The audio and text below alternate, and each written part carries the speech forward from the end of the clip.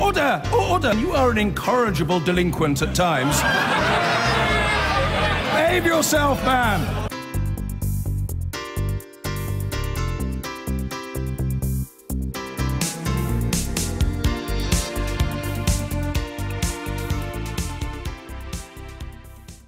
Now, if you were watching yesterday, you will no doubt have seen John McDonnell's eye-catching promise to bring back in-house up to £200 billion of PFI contracts currently in place in public services. Labour says it would review all the current contracts and, if necessary, end existing contracts, going further than their previous commitment not to sign any new PFI deals. Private Finance Initiatives, or PFI, were introduced in 1992 by John Major's government, but became much more widely used by Tony Blair and Gordon Brown. Under PFI, private firms pay the cost of building new facilities and infrastructure, such as new hospitals, prisons, or school buildings. In return, the government makes payments, often over about 25 years, to use these facilities. As of March 2016, there were 716 PFI projects, 686 of which were still operational. The others had either been cancelled or had reached the end of the contract period. Now, analysis by the Centre for Health and the Public Interest suggests that in the NHS alone, PFI contracts have generated £831 million in profits for private sector firms over the past 6 years. In Scotland, the SNP stopped new PFI contracts when it came to power, replacing them with NPDs or non-profit distributing projects. John McDonnell's deputy, Peter Dow, told the Daily Politics yesterday that the policy overall will be pretty self-financing and that the bulk of existing PFI contracts will come back in-house. But the employers' organisation, the CBI, said the plans would send investors running for the hills. Well, I'm joined now here on set by the Unison General Secretary, Dave Prentice. Welcome to the Daily Politics. John McDonnell said yesterday Labour would bring back in-house PFI contracts. Now, Labour officials slightly watered that down later on to say they would review the contracts and end them if necessary. What's your understanding of what John McDonnell is promising? My understanding of what John said was that the PFI contracts would be brought back in-house. It was a categorical statement. It's one that we've been calling for many years. These contracts are not value for money. They're not delivering high-quality public services. The cost to the Exchequer in profits to private companies is between 20 and 30% every year. And the cost of bringing them back in-house will not be that great. Right, but we don't know how much it would cost yet. Well, Peter Dowd couldn't tell me yesterday.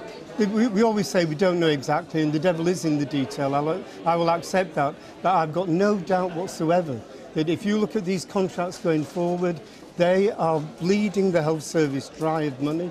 They're bleeding schools dry of money, and the ordinary public sector workforce and the ordinary contracts, they cannot be paid because of the debt that is being paid to the PFI contract. Right, but at the moment Labour has not been able to determine the value yet of how much it would cost to actually bring these contracts in-house.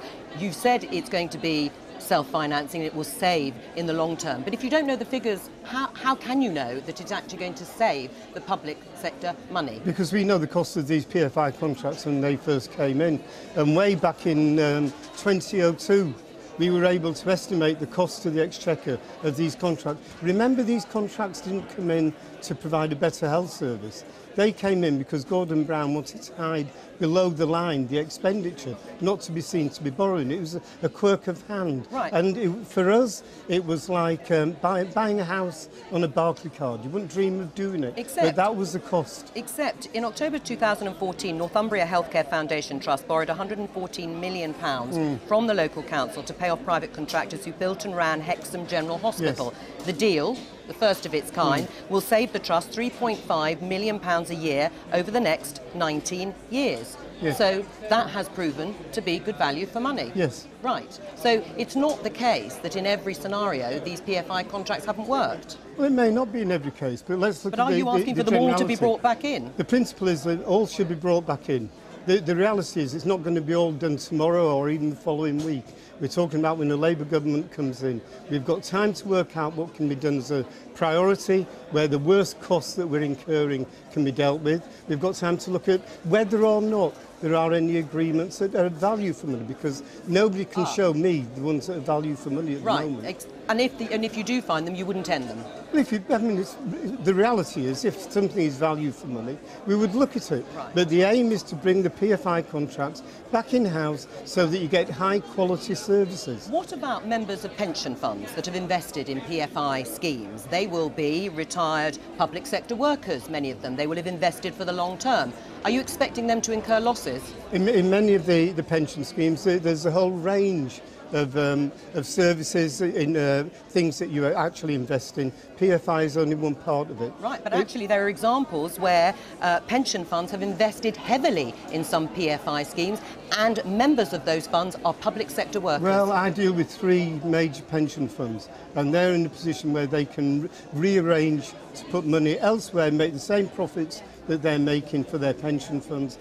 So you'll compensate? This is a silly idea, thinking that everything goes if we deal with PFI. In pension funds, there may be 50 investments, maybe 500 different types of investments, and it's a package, and that package can be dealt with very, very easily. Right. I mean, Labour officials said pension funds could receive preferential treatment in deciding the valuation of PFI assets, but those that use tax havens would lose out in terms of compensation. So should these contracts be bought out at market value?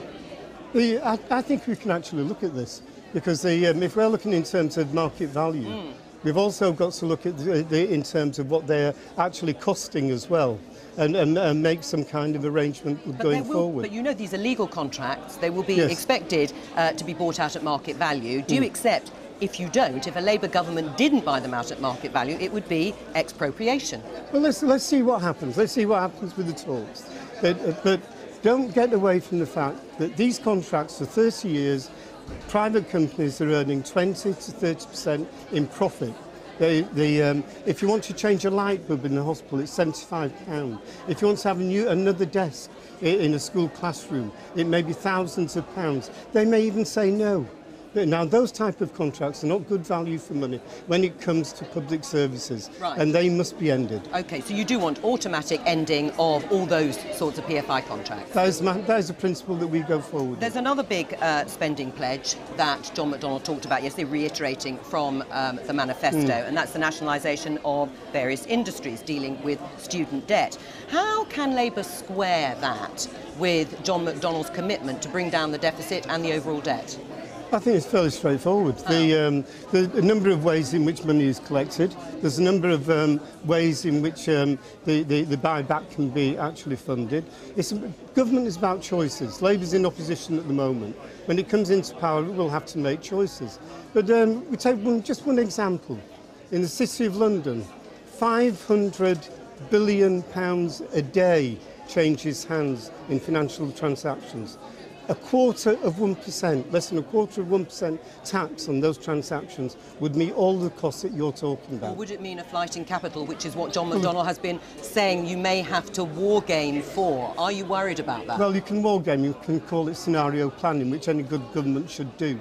But at the same time, they were his words, actually, not mine. At the same time, there is small amounts, small taxes based on shareholdings. It hasn't led to an exodus of shareholding within the country. It's still big business in the City of London. As I said earlier, have said it's going to send investors to the hills. I mean, it is predicated. Labour's manifesto is predicated on investment going up, not down. Yeah, remember the CBI is a pressure group, just like the CUC is a pressure group.